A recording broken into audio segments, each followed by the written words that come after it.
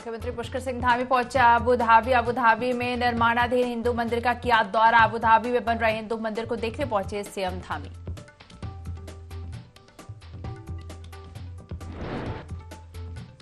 नए अंदाज में दिखी मंत्री रेखा आर्य।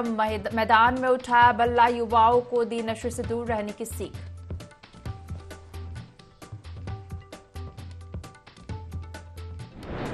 बागेश्वर में किन्नरों के इलाके बेचने का वीडियो आया सामने। किन्नर रजनी रावत ने 2.5 करोड़ कैश देकर खरीदा इलाका। वीडियो सोशल मीडिया पर वायरल।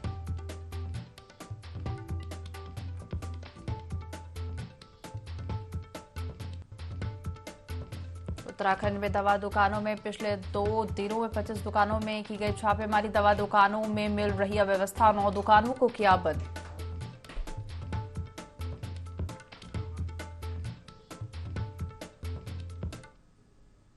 देवभूमि लाइव देख रहे हैं पर मैं हूं आपके साथ दिव्या। बुलेटिन की शुरुआत करेंगे खबरों के साथ। लोहाघाटी के उप जिला चिकित्सालय में डॉक्टर्स की कमी को लेकर मरीज परेशान हो रहे हैं। करीब 10 साल बाद अस्पताल में ईएनटी सर्जन की नियुक्ति की गई है और इस नियुक्ति के बाद अस्पताल में मरीजों को काफी हद तक राहत मिली है। सीएमओ डॉक्टर के अग्रवाल ने बताया कि अस्पताल में फिजिशियन, आई सर्जन और रेडियोलॉजिस्ट की नियुक्ति पहले हो चुकी है। अन्य चिकित्सा विशेषज्ञ भी जल्द अस्पताल में सेवाएं देंगे।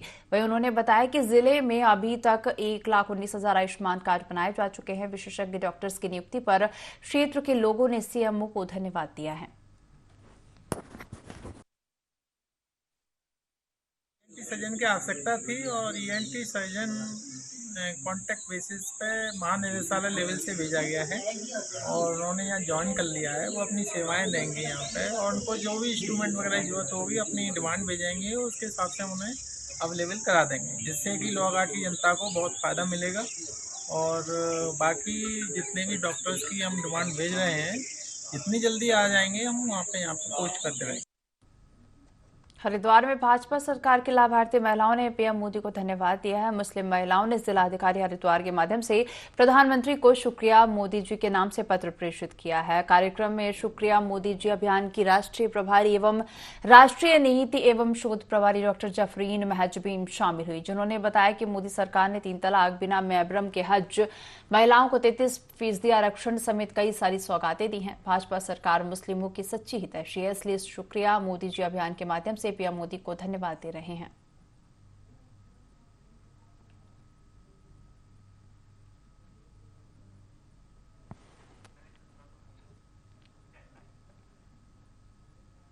प्रदेश के कैबिनेट मंत्री गणेश जोशी हरिद्वार के कनखल स्थित जगत गुरु आश्रम पहुंचे, जहां उन्होंने शंकराचार्य राज्य राजेश्वरा से मुलाकात की और इस दौरान उन्होंने प्रदेश के पूर्व सीएम हरीश रावत के पाकिस्तान वाले बयान पर पलटवार करते हुए कहा कि हरीश रावत अपना मानसिक संतुलन खो चुके हैं, उन्हें इलाज की जरूरत है, वह सुर्खियों में बने रहने के लिए अनाप शनाप बयानबाजी कर रहे हैं। इतना ही नहीं, गणेश जोशी ने हरीश रावत को गंगा की शरण में आकर प्रायश्चित करने की सलाह भी दी है।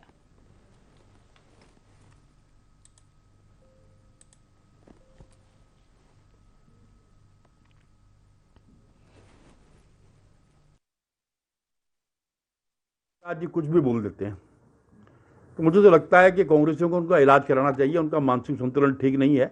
कोई भी पढ़ा लिखा व्यक्ति इस प्रकार का बयान नहीं दे सकता। पूरा इतिहास गवाह है कि भारत को तोड़ने की साजिश किन लोगों ने की थी, वो इतिहास में दर्ज है। रावत जी अपना मानसिक संतुलन खो चुके हैं। इतिहास गवाह है कि भारत के दो टुकड़े किसने किए। वो इस प्रकार के बयान देकर सिर्फ सुर्खियों में आना चाहते हैं। लेकिन मैं दावे के साथ कह सकता हूं कि जिस सोच के साथ वो ये काम कर रहे हैं, हरिद्वार से टिकट भी मांग रहे हैं, मैं उनको सलाह दूंगा कि आप माँ गंगा के चरणों में बैठें और जो कुकर्म आपने सत्ता में रहते हुए किए उसका प्रायश्चित करें तो उचित रहे। हल्द्वानी के गौलापाड़ में दिव्यांग बच्ची से यौन शोषण के मामले का सीएम पुष्कर सिंह धामी ने गंभीरतापूर्वक संज्ञान लेते हुए प्रदेश में संचालित आवासीय शैक्षणिक संस्थाओं के सघन निरीक्षण के निर्देश दिए हैं। इसी क्रम में अपर मुख्य सचिव राधा रतूड़ी ने समस्त जिलाधिकारी और वरिष्ठ पुलिस अधीक्षक को कार्रवाई के लिए निर्देशित किया है। दिव्यांग बच्ची के यौन शोषण के आरोप में पुलिस ने national association for the blind नवार्ड खेड़ा के महासचिव और संचालक श्याम धानव को गिरफ्तार भी कर लिया गया है और इस प्रकरण में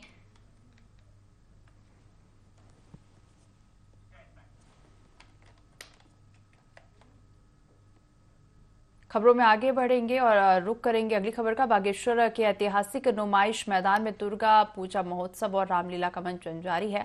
रामलीला का मंचन परंपरागत स्वरूप से किया जा रहा है। महाअष्टमी पर भी विशेष आयोजन किया जाएगा, जिसमें भव्य गंगा आरती और दीपदान का आयोजन प्रमुख है। स्थानीय लोगों का कहना है कि रामलीला का मंचन 1948 में शंकर लाल शाह जगाती और स्थानीय लोगों ने शुरू किया था, जिसके बाद से ही हर साल इसका आयोजन हर्षोल्लास के साथ होता है।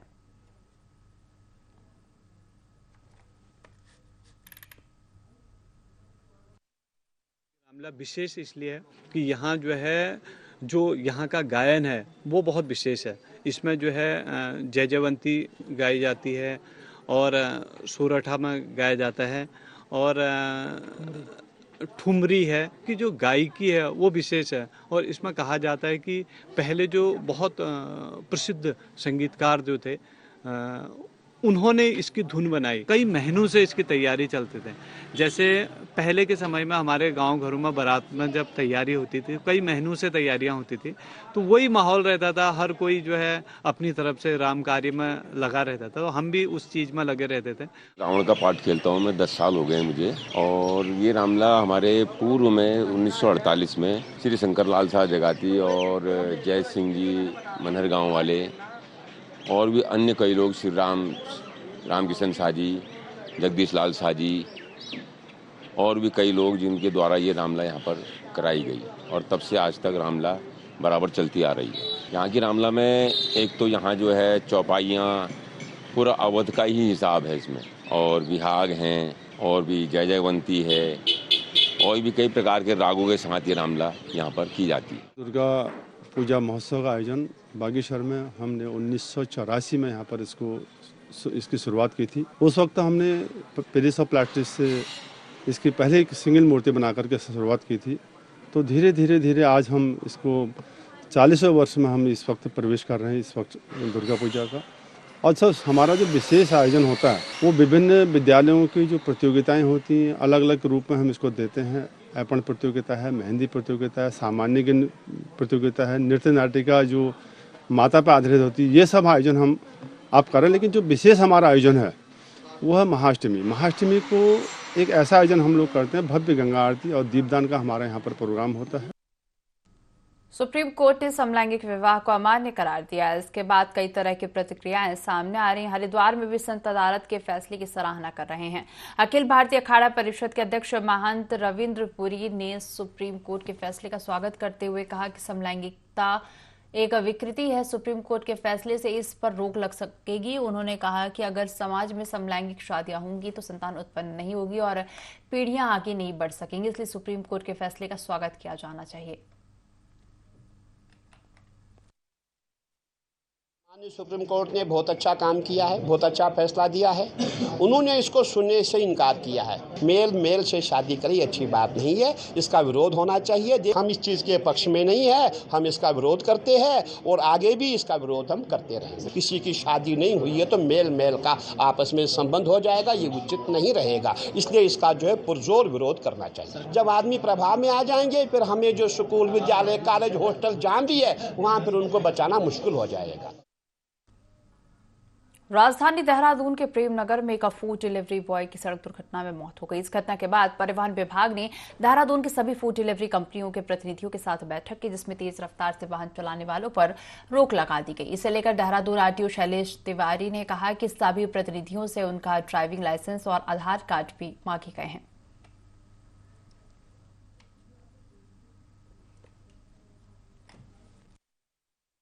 हमने उनको सबसे मेन निर्देश दिया है कि आप ऐसा प्रैक्टिकल टाइम फ्रेम बनाओ, इनप्रैक्टिकल नहीं हो, कुछ जल्दबाजी में इसको जाना पड़े।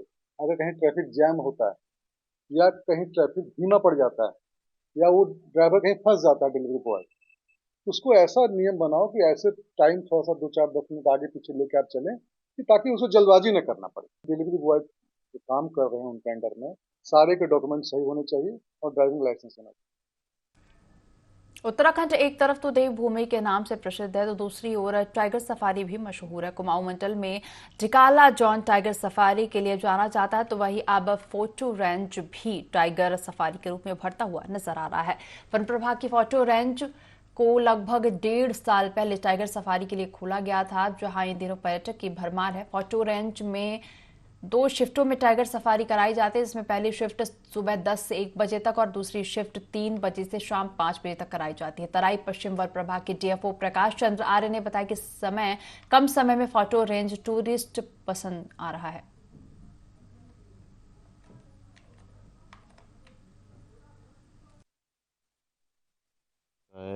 नेचर के, कुदरत के इतना करीब आना बहुत ही अच्छा लग रहा है हमें। और हम जो सोच के आए थे उस हिसाब से मतलब हम कोशिश कर रहे हैं कि हमें टाइगर यहाँ पे नज़र आ जाए। अभी हमें कुछ चिन्ह दिखे हैं, जैसा कि हमारे गाइड इन्होंने बताया कि यहाँ पे टाइगर के 3 छोटे बच्चे हैं, तो वो भी यहाँ फ्रीली मूव होता है, क्योंकि यहाँ पे सब सारे जानवर सारे वो फ्रीली मूव करते हैं, तो शायद हमें चिन्ह दिखे हैं। यहाँ पे ये है कि मतलब इस जोन में थोड़ा सा कच्चा रास्ता है, और थोड़ा सा ये है कि यहाँ पे धीरे धीरे हम चलते हैं, वो थोड़ा पक्का रास्ता है, वो एकदम निकल जाता है, तो यहाँ पे हमें ज़्यादा मतलब जो है ना एक्सपोजर मिलता है जंगल का। डिकाला जोन की बजाय यहाँ एक्सपोजर ज़्यादा है मेरे हिसाब से। फांटो टूरिज्म जोन लगभग हमारा जनवरी 2022 से खुला है, और पिछले वर्ष में उसमें लगभग 1.5 लाख पर्यटकों द्वारा फांटो जोन का विजिट किया गया है। और इतने कम समय में ही इतने अधिक पर्यटकों का आना अपने आप में इस बात को सूचित करता है कि वास्तव में लोगों को वहाँ अच्छा लग रहा है फांटो में भ्रमण करके। तो इसी को आगे बढ़ाते हुए हम फांटो जोन में और बहुत सारी चीज़ें कर रहे हैं कि जैसे हमारा ट्री हाउस है, उसमें 2 ट्री हाउस और बनाने की योजना है, कुछ और हम मड हाउस बना रहे हैं, और उसके अलावा गुजर हट्स हैं, कुछ हमारे पुराने बिल्डिंग्स हैं, उनका रिपेयर करके हम लगभग ये उम्मीद कर रहे हैं कि हम एट ए टाइम इस साल के अंत तक लगभग 20 से 25 लोगों को अंदर रुकने की व्यवस्था कर देंगे। जिससे ये रहेगा कि जो हमारा कॉर्बेट पार्क है उसके ऊपर जो टूरिज्म का बहुत ज़्यादा बोझ है उससे काफ़ी कुछ उसमें वहाँ से जो लोग हैं उसमें अगर उनको वहाँ जहाँ नहीं मिल पाता तो वो हमारे फांटों की तरफ आएंगे और हमारा भी जोन तेज़ी से बढ़ेगा। त्योहारी सीजन को देखते हुए उत्तरकाशी में खाद्य एवं सुरक्षा विभाग ने कमर कस ली है।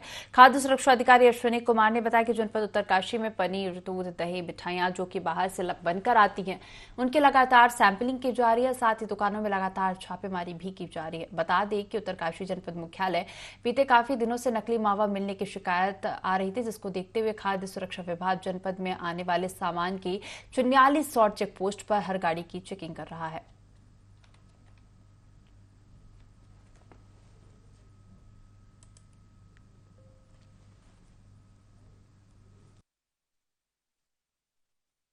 जो मंथ हमारा अभी चल रहा है नवरात्र का, इसको देखते हुए अभी हम कुट्टू के आटे या अन्य जो भी फलाहार से संबंधित जो भी खाद्य पदार्थ बाजार में बिक रहे हैं उनके निरीक्षण पे हम फोकस कर रहे हैं।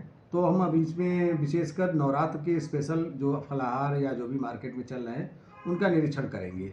साथ ही साथ जो हमारा आगामी जो दीपावली वगैरह का त्यौहार आ रहा है जिसमें मिठाइयों का ज़्यादा बिक्री बढ़ जाती है, और विशेषकर जो गिफ्ट पैक जो भोज्य पदार्थ से संबंधित होते हैं उनकी भी बिक्री बढ़ जाती, तो उस पर हम विशेष फोकस करेंगे। विशेषकर बाहर से आने वाली गाड़ियों में चेकिंग करेंगे, और निश्चित ही कि इसमें हम सैंपलिंग की कार्रवाई और ज़्यादा कार्रवाई करेंगे, और जो भी इसका उल्लंघन करते हुए पाया जाएगा उसके खिलाफ मुकदमा भी दायर किया जाएगा।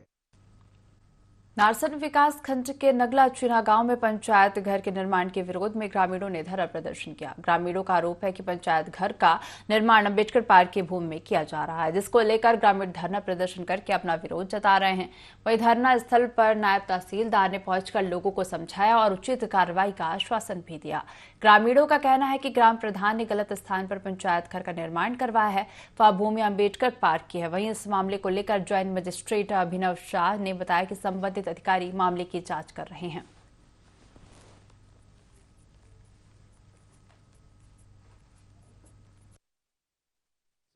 तस्वीर रखी इसके यहाँ से, ये सन 1994 या 95 के समथिंग रखे गई थी। उस टाइम ही इसकी 4 दीवारी भी कराई गई। तो ये जो भूमि यहाँ से है ये पूरी इन्हीं के नाम की है और इसी की है। तो उसके बाद में ये जो नवनिर्मित प्रधान है वो ये बनाना चाह रहे हैं यहाँ से पंचायत भवन, जो कि गलत है पूर्ण तरीके से। हम उसे नहीं बनना चाह रहे। टाइम भी हमने रोकने की कोशिश करी, लेकिन उन्होंने वो नहीं रुके। दबंगई लोग झगड़े पर उतर जा बार बार। हम झगड़ा नहीं चाह रहे, इसलिए ये इतना लंबा प्रोसीजर भी खींच गया। अगर हम झगड़ा चाहते तो झगड़ा बहुत पहले हो जाता। हम भी इसमें कानून की सहमति से ही चलते आ रहे हैं अब तक, लेकिन अब हमें कुछ वो नहीं मिल रहा।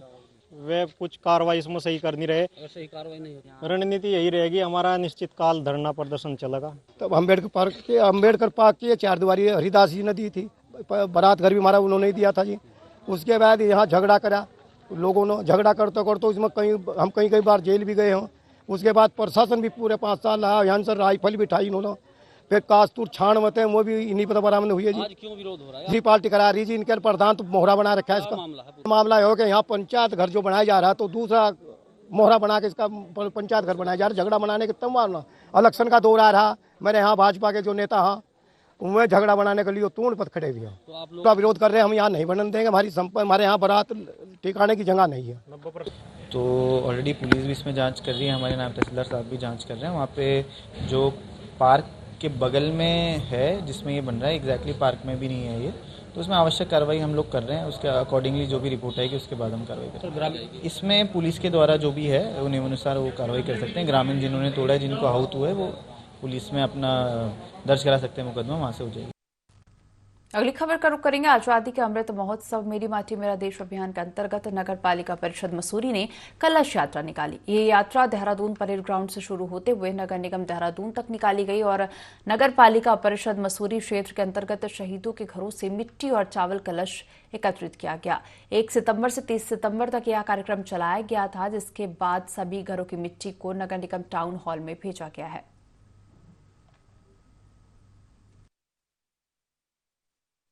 1 सितंबर से लेकर 30 सितंबर तक नगर पालिका मसूरी में जो स्वतंत्रता सेनानियों और जो हमारे शहीद हैं उनके घरों से मिट्टी और थोड़ा चावल लेकर हमें कलश में डाल के एक प्रोग्राम कराया जाना था, जिसके लिए हमारे नगर पालिका द्वारा संपूर्ण वार्ड में 13 वार्डों में जो हर परिवार घरों से मिट्टी और चावल एकत्रित करके कलश के माध्यम से इसको देहरादून पहुँचाया गया। कपकोट तहसील में आने वाली शामा जिला पंचायत की सड़कें विकास की पोल खोल रही हैं। क्षेत्र की सड़कों पर लंबे समय से डामरीकरण नहीं हुआ है, जिस कारण सड़कें चलने लायक नहीं बची हैं। खराब सड़कों से ग्रामीण लगातार परेशान है, लेकिन प्रशासन गहरी नींद सोया हुआ है। सड़कों से परेशान ग्रामीणों ने क्षेत्रीय नेता भूपेंद्र कोरंगा के नेतृत्व में बागेश्वर जिलाधिकारी अनुराधा पॉल को ज्ञापन सौंपा है। मामले पर भूपेंद्र कोरंगा का कहना है कि लगभग सारी सड़कें ठीक है। ग्लेशियर के अंतिम गांव गोगीना कीमू को जोड़ने वाली सड़क बदहाल है। सड़कों की हालत को देखकर पीडब्ल्यूडी विभाग की कार्यशैली पर सवाल खड़े होते हैं। आपको बता दें कि बदहाल सड़कों पर आवागमन करने के लिए यात्रियों ने सड़कों पर पत्थर बिछा दिए, जिससे लगातार हादसों में बढ़ोतरी हो रही है। प्रशासन की अनदेखी के कारण सड़कें पूरी तरह अपना अस्तित्व खो रही हैं। बागेश्वर में खराब सड़कें विकास का पोल खोल रही हैं।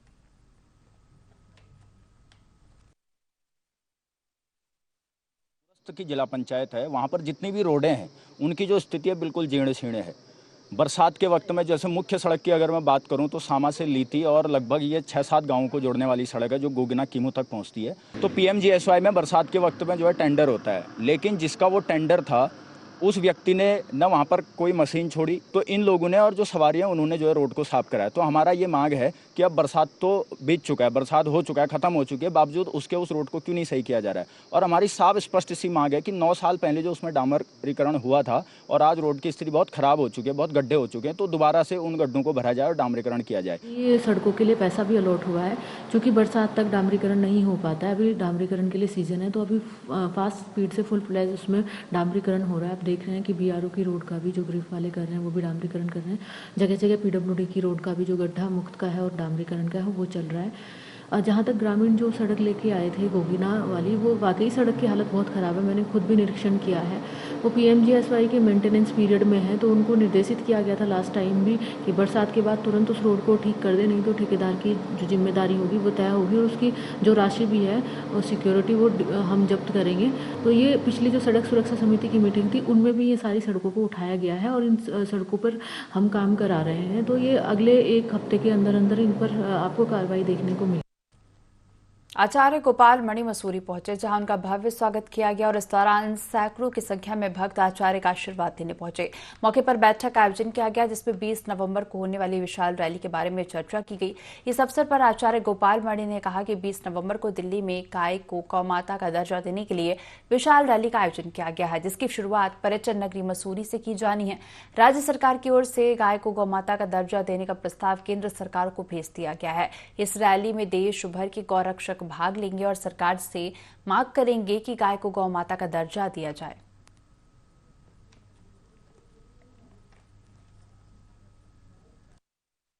बहुत ही अच्छी मुहिम छेड़ी है और जैसे कि आपको पता है मेरा भी एक अभियान है, गौ सेवा ही सबसे बड़ा तीर्थ है एवं पर्यावरण रक्षा ही असली देश प्रेम।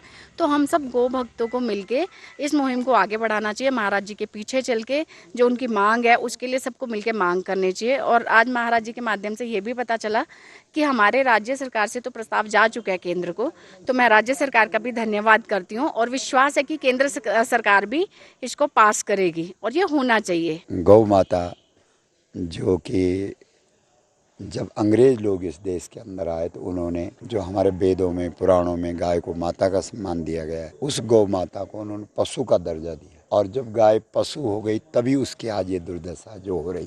तो इसलिए हमारा जो ये आंदोलन है ये 2008 से चल रहा है। दिल्ली के अंदर 3 बार आंदोलन कर चुके हैं, ये चौथी बार है और इस बार गोपाष्टमी 20 नवंबर को पड़ रही। पूरे देश के गौ भक्त इकट्ठे हो रहे हैं और भारत सरकार के सामने इस मांग को रख रहे हैं कि पशवो न गावा, गाय पशु नहीं है, उसे माता का सम्मान दिया। अगली खबर का रुख करेंगे। हरिद्वार में खाद्य मंत्री रेखा आर्या ने ग्राम रावली महदूद में फूड ग्रेन एटीएम का उद्घाटन किया। खाद्य मंत्री ने राशन डीलरों से बात करके उनकी समस्याओं को जाना, साथ ही एटीएम मशीन के बारे में जानकारी ली।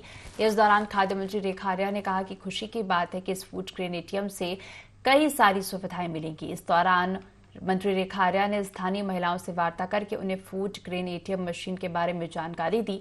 खाद्य मंत्री रेखा आर्या ने कहा कि फूड ग्रेन एटीएम योजना का प्रमुख उद्देश्य उत्तराखंड के लोगों को एटीएम से अनाज प्राप्त करवाना है। मंत्री आर्या ने आगे कहा कि अमूमन राशन की दुकानों पर राशन लेने के लिए लंबी लंबी कतारें लगी रहती है, जिससे लोगों को झंझट और परेशानियों का सामना करना पड़ता है, जिस कारण लोगों के समय और पैसे दोनों की बर्बादी होती है।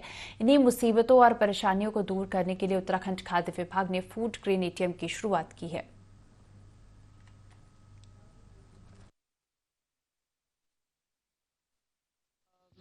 हैदराबाद में ये कहते हुए बेहद प्रसन्नता है कि आज एक फूड ग्रेन एटीएम मशीन को यहाँ पर स्थापित किया गया है और फूड ग्रेन एटीएम मशीन अपने आप में एक इस प्रकार की सुविधा है कि हमारे लाभार्थी कम समय में और सही क्वांटिटी के साथ में उनको चाहे गेहूं मिलना हो, उनको चाहे फोर्टिफाइड राइस मिलना हो, ये दोनों चीज़ें जो हैं उनको यहाँ से कम समय में और बायोमेट्रिक व्यवस्था के साथ में उनको यहाँ पे प्राप्त हो सकेगी। हरिद्वार में भाजपा सरकार की लाभार्थी महिलाओं ने पीएम मोदी को धन्यवाद दिया है। मुस्लिम महिलाओं ने जिलाधिकारी हरिद्वार के माध्यम से प्रधानमंत्री को शुक्रिया मोदी जी नाम से पत्र प्रेषित किया। कार्यक्रम में शुक्रिया मोदी जी अभियान के राष्ट्रीय प्रभारी और राष्ट्रीय नीति एवं शोध प्रभारी डॉक्टर जफरीन माजबीन शामिल हुई, जिन्होंने बताया कि मोदी सरकार ने 3 तलाक, बिना मेहरम के हज, महिलाओं को 33% आरक्षण समेत कई सारे सौगातें दी हैं। भाजपा सरकार मुस्लिमों की ही सच्ची हितैषी है, इसलिए शुक्रिया मोदी जी अभियान के माध्यम से पीएम मोदी को धन्यवाद दे रहे हैं।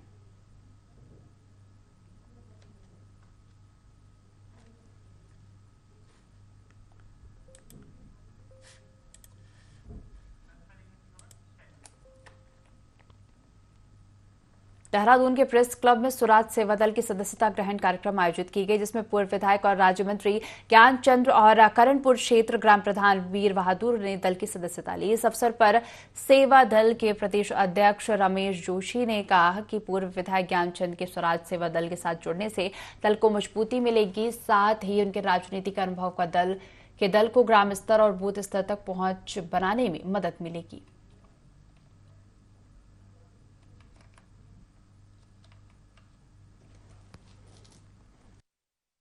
सरकार में 2 बार उत्तरकाशी से विधायक रहे हैं। कल्याण सिंह जी के शासनकाल में राज्य मंत्री रहे हैं और बहुत ईमानदार, वरिष्ठ और अच्छे कद्दावर हमारे जो विधायक जी हैं श्री ज्ञानचंद जी, इनको आज स्वराज सेवा दल की सदस्यता दिलाई। आपके साथ में हमारे गुजराड़ा करणपुर से वीर सिंह भाई जी ने सदस्यता ली, हमारे लाडपुर से प्रधान जी ने सदस्यता ली, हमारे भुक्कमपुर से हमारे जो प्रधान हैं आपने सदस्यता ली। आज कई पूर्व प्रधानों को और कई हमने जो है अन्य वरिष्ठ नेताओं को आज हमने स्वराज की सदस्यता दिलवाई, इसलिए आज हमने ये आयोजन किया। इस बुलेटिन में फिलहाल इतना ही। आप बने रहिए IND 24 के साथ। नमस्कार।